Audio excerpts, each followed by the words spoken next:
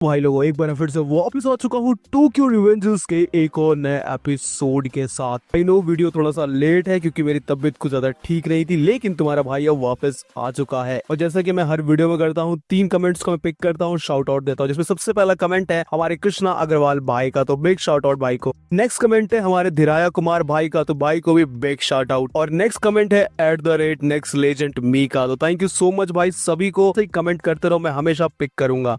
बाकी बिना किसी बकवास के आज का अपना ये वीडियो स्टार्ट करते हैं। तो इस वीडियो में बहुत सारे स्पॉइलर होने वाले हैं, तो अपने रिस्क पे देखें। लास्ट एपिसोड में हमने देखा था कि भाई माइकी का हमें पास दिखाया जाता है, जहाँ पे माइकी के फादर की डेथ हो जाती है जब माइकी सिर्फ 3 साल का था। इसके अलावा हमें यही पता चलता है कि माइकी की मदर भी जो है वो भी हॉस्पिटल में है, और कुछ टाइम बाद उनकी भी डेथ हो जाती है। और माइकी उनके फ्यूनरल तक पे नहीं रोता, वो अलग जाके काफी देर तक रोता है। आगे हम देख पाते हैं हमें हारिचू और माइकी दिखाए जाते हैं। तुम्हें याद ही होगा, मैंने लास्ट वीडियो में बताया था कि माइकी का प्लेन टूट जाता है और सेंजू उसके ऊपर इल्जाम लगा देते, यानी कि हारिचू के ऊपर, जिसकी वजह से माइकी उसे बहुत मारता है। पाजी उसे बचाने की कोशिश करता है, लेकिन माइकी उसको भी अलग हटा देता है और उसको मार मार के एक परमानेंट स्कार दे देता है, और उसे वही हंसने के लिए भी कहता है। तो ये वही पैनल है और यहीं से उसको डार्क इम्पल्स भी घेरना शुरू कर देती है। आगे हम यहाँ पे माइकी और ड्रैकन को भी देख पाते हैं, जो कि आपस में मिल रहे थे, जहाँ पे माइकी कहता है मुझे टफ गाइज बहुत ज्यादा पसंद है। तो बाद फिर से सीन शिफ्ट होता है, हम देख पाते हैं ड्रैकन माइकी के घर गया तो उससे मिलने के लिए, और वो माइकी को आवाज लगाता है। इस टाइम पे अपना माइकी जो है वो 6th ग्रेड में पहुंच चुका है। तो ड्रैकन जैसे ही माइकी को आवाज लगा रहा होता है, तो माइकी भाई नहाते हुए बाहर आता और कहता है कि भाई तू अंदर आ जा, मैं भी नहा रहा हूँ।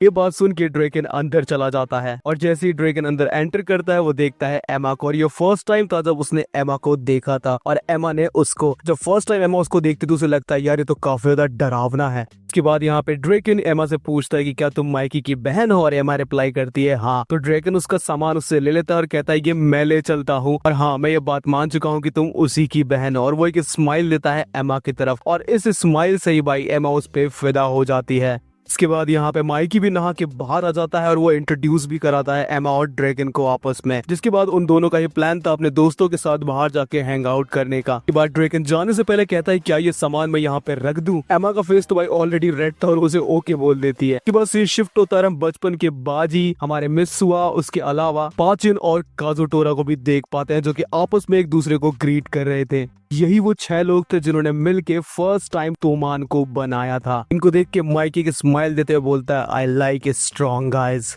उस टाइम पे माइकी को हमेशा यही लगता था कि ये जो 6 लोग हैं यही उसका सब कुछ है, और उन लोगों के साथ टाइम स्पेंड करना उसे काफी अच्छा लगता था। वो हमेशा यही सोचता था कि वो सारी जिंदगी ऐसे ही रहेंगे और ऐसे ही एक साथ मजे करेंगे। लेकिन वो एक दिन जिसकी वजह से माइकी की पूरी लाइफ अपसाइड डाउन चेंज हो गई, हमें वो दिन दिखाया जाता है जहाँ पे हम सुनिचिरो को देख पाते हैं, जो कि माइकी के लिए एक बाइक रेडी कर रहा था उसके बर्थडे गिफ्ट के लिए। काफी ज्यादा खुश था क्योंकि वो बाइक भी रेडी हो चुकी थी माइकी के बर्थडे से, और माइकी भी वहीं जा रहा था सुनिचिरो से मिलने के लिए। लेकिन जैसे ही माइकी सुनिचिरो की शॉप पे पहुंचता है, हम सब लोग जानते हैं कि वहाँ पे क्या हुआ था। बाजी और काजुटोरा यहाँ पे माइकी के लिए एक बाइक चुराने गए थे, और वो गलती से सुनिचिरो को मार देते हैं, क्योंकि काजुटोरा नहीं जानता था कि वो माइकी का भाई है। और जब माइकी वहाँ पहुँचता है तो वहाँ पे काफी सारे लोग होते हैं, जहाँ पे पुलिस और मेडिकल टीम भी होती है, और बाजी और काजुटोरा दोनों को ही पुलिस पकड़ के ले जा रही थी। इसी पॉइंट ऑफ टाइम पे माइकी चिल्ला के बाजी से पूछता है कि बाजी क्या हुआ है, क्या मैटर है। तो सब जानते हैं कि भाई बाजी ऑलरेडी बहुत ज्यादा दुखी था उस टाइम भी, और वो माइकी को भी देख के सॉरी बोलने लगता है, और इसके अलावा वो कुछ और नहीं कह पाता। इसके बाद फिर से सीन शिफ्ट होता है, हम देख पाते हैं सुनिचिरो को।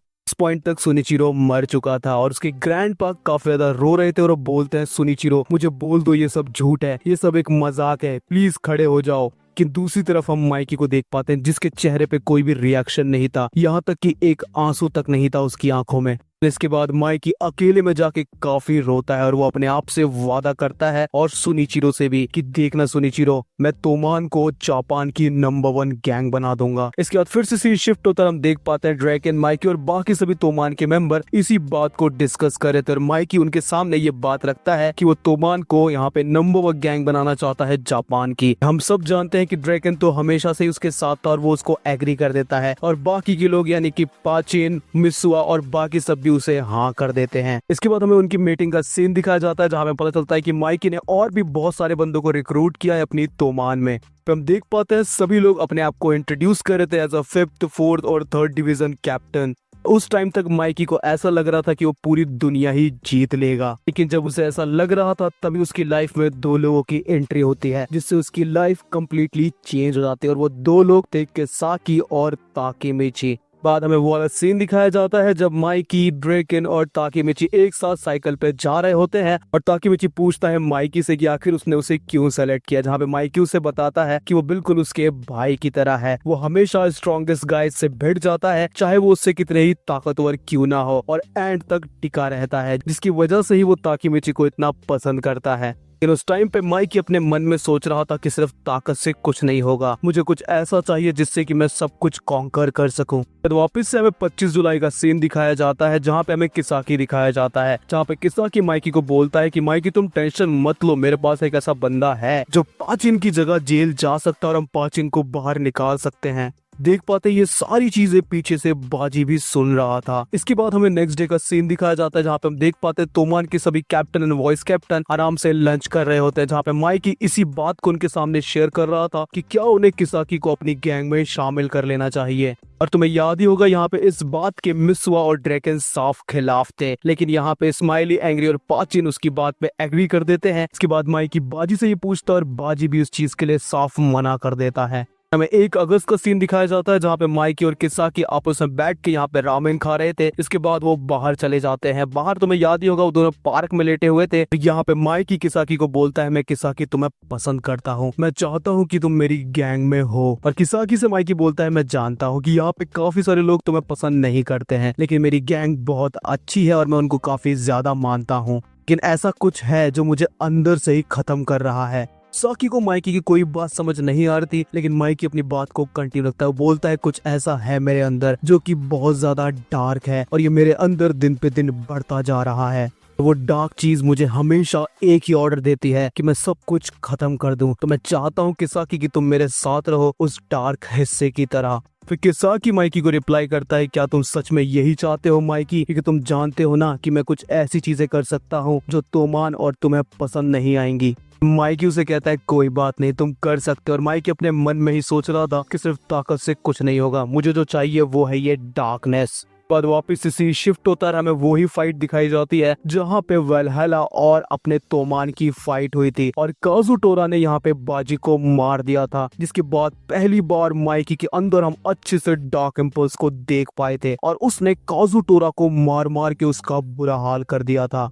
हम सभी जानते हैं कि माइकी के ऊपर जब वो डार्क इम्पल्स हावी हो जाती है तो वो काजुटोरा को लगभग मारने ही वाला होता है, लेकिन इससे पहले कि माइकी काजुटोरा को खत्म कर दे बीच में ताकेमिची आ जाता है और वो वहाँ पे माइकी को रोक देता है, जिसको देख के माइकी भी शॉक हो जाता है। इसके बाद फिर से सीन शिफ्ट होता है, हम देख पाते हैं उसी सीन को जो कि तुम्हें बहुत अच्छे से याद होगा। ये वही सीन है जब इजाना और ताकेमिची आपस में लड़ रहे थे और ताकेमिची का बुरा हाल हो जाता है लड़ लड़ के, फिर भी वो हार नहीं मानता और बार बार उठ के खड़ा हो जाता है लड़ने के लिए। और जैसे ही माइकी वहां पे आता है ताकेमिची अपना हाथ ऊपर कर देता और बोलता है, मैं हारा नहीं, मेरा लीडर आ चुका है। इसके बाद हम वापस से फ्यूचर में आ जाते हैं जहाँ पे हम ताकेमिची और माइकी की फाइट देख पाते हैं और ताकेमिची काफी दूर पड़ा हुआ था और वो फिर से खड़ा हो रहा था माइकी से लड़ने के लिए। जिसे माइकी उसे कहता है, तू वापस से क्यों खड़ा हो रहा है, क्या तू मरना चाहता है? ताकेमिची उसे कहता है, मैंने तुम्हारे फ्यूचर सेल, ड्रैकन और उसके अलावा बाजेकुन, मैंने तीनों से ही वादा किया था कि मैं तुम्हें हर कीमत पे बचाऊंगा और तुम्हारा ख्याल रखूंगा। इसके बाद ताकेमिची एक मुक्का मारने जाता है माइकी को, लेकिन माइकी उससे पहले एक किक उसके मुंह पे दे मारता है।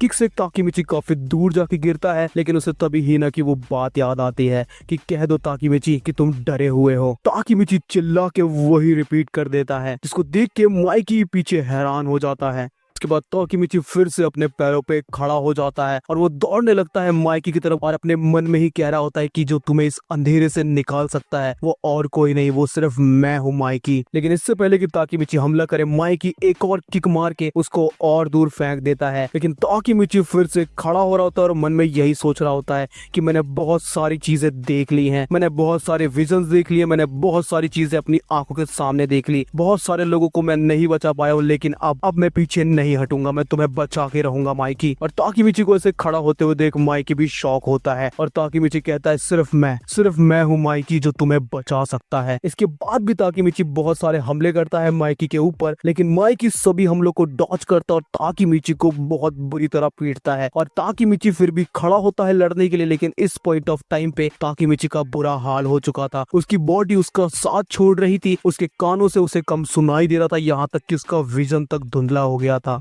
इसके बाद भी ताकी चिल्ला के बोलता है मैं अभी भी हार नहीं मानूंगा। और तभी ताकीमिची फिर से हमला करने जाता है माइकी के ऊपर, लेकिन तभी ताकीमिची को फ्यूचर का ग्लिम्प आता है जहां पे माइकी उसको एक जोरदार किक हिट कर रहा था उसके सर के ऊपर। ये देख के तो यहाँ पे ताकीमिची भी शॉक हो जाता है कि ये क्या था, आखिर ये विजन उसको कैसे आया। और हम देख पाते हैं इसके बाद माइकी भी सेम किक ताकीमिची को दे मारता है। तो इसी चीज के बाद यहाँ पे ताकीमिची को समझ में आता है कि अब वो थोड़ी देर पहले के भी फ्यूचर्स के ग्लिम्स देख सकता है। यहाँ पे ताकीमिची फिर से जमीन पे गिरा हुआ होता है, लेकिन वो फिर से खड़ा होता है और यहाँ पे वो मन में यही सोच रहा था कि अब मैं शायद इसको हरा सकता हूँ। और ताकीमिची भाई खड़े होकर स्माइल देके बोलता है कि बस इतनी ताकत थी तुम्हारी किक में। और इसके बाद माइकी देख के शॉक हो जाता है ताकीमिची को और भी बोलता है लगता है तू सच में मरना चाहता है। के बाद यहाँ पे माइकी ताकीमिची की तरफ बढ़ने लगता है, लेकिन यहाँ पे ताकीमिची को पहले एक फ्यूचर का ग्लिम्प आ जाता है जिससे वो समझ जाता है कि माइकी उसके ऊपर एक किक से अटैक करने वाला है। और जैसे ही माइकी अपनी किक से हमला करता है ताकीमिची के ऊपर, ताकीमिची भाई उसकी किक को ब्लॉक कर लेता है। ये देख के तो ताकीमिची के साथ साथ वहाँ पे सभी लोग शॉक हो जाते हैं, जिसपे माइकी उसे बोलता है तो तूने मेरी किक को रोक दिया है। जिसके बाद ताकीमिची यहाँ पे यही सोच रहा था कि जो फ्यूचर देख सकता है शायद उसका इम्प्रूव हो चुका है, जिसकी वजह से अब वो थोड़ी देर पहले का भी फ्यूचर देख सकता है। तो ताकीमिची यहाँ पे भाई एकदम बैडास तरीके से माइकी को बोलता है माइकी अब मेरी बारी है तुम पे हमला करने की। तभी ताकीमिची माइकी को एक जोरदार मुक्का मारने जाता है, माइकी उस मुक्के को डॉच करता है और भाई एक जोरदार किक मारने जाता है ताकीमिची को, लेकिन ताकीमिची एंड मौके पे उस किक को डॉच कर लेता है।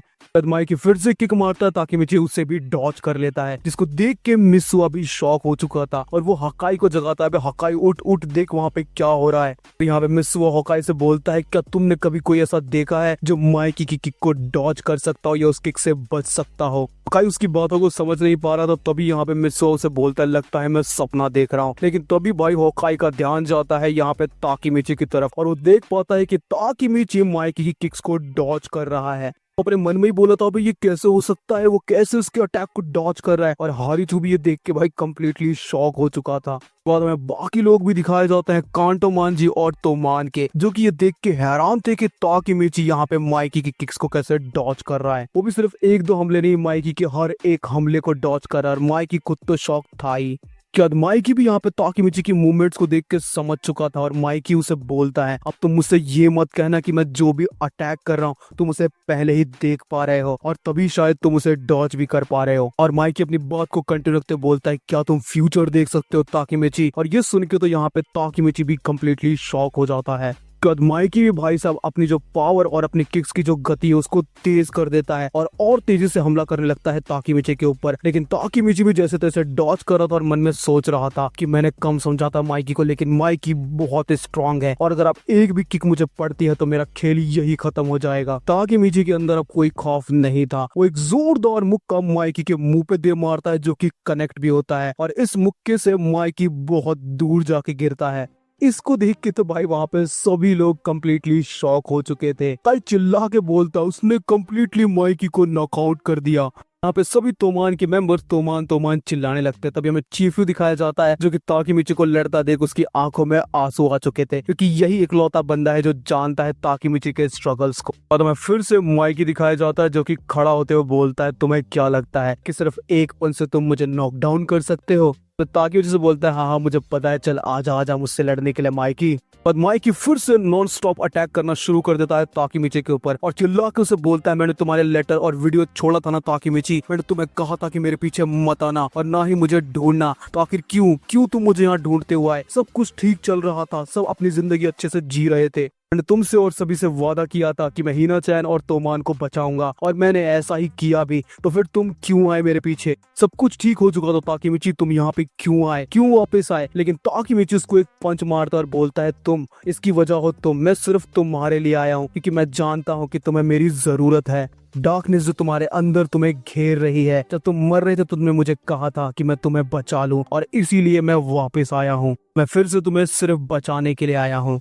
जब बताओ माइकी, ऐसी क्या चीज है जो तुम्हें परेशान कर रही है? माइकी भाई साहब रुकता नहीं, वो फिर से हमला करता है ताकीमिची के ऊपर और उसे बोलता है तुम्हारे चाहने से कुछ भी नहीं बदलने वाला। लेकिन ताकीमिची से कहता है जब मैं वापस फ्यूचर में गया तो तुम वो नहीं थे जो तुम 2 साल पहले थे। मैं तुम्हें किसी भी कीमत पे बचाना चाहता हूँ। ताकीमिची उस पर फिर से हमला करता है और उसे बोलता है ऐसा क्या हुआ जो तुम मुझे नहीं बता रहे हो? जिसे माइकी उसके अटैक को काफी आराम से डॉज करता है और उससे बोलता है मैं अभी तक इस डार्क इम्पल्स को नहीं समझ पाया हूँ। फिर ताकीमिची बिल्कुल ही शॉक हो जाता है, जिसपे माइकी उसे कहता है ये बात मुझे जब पता चली जब बैटल हुई थी 3 टाइटंस की। और इसके बाद माइकी एक जोरदार किक ताकीमिची को दे मारता है। इस किक से ताकीमिची बहुत दूर जाके गिरता है और माइकी यहाँ पे बोलता है ये बात मुझे वकासा ने बताई थी। और माइकी अपनी बात को कंटिन्यू रखते बोलता है अगर हम सभी फर्स्ट वर्ल्ड में होते तो शायद किसी को भी इतना सफर नहीं करना पड़ता। मैंने सही कहा ना ताकीमिची?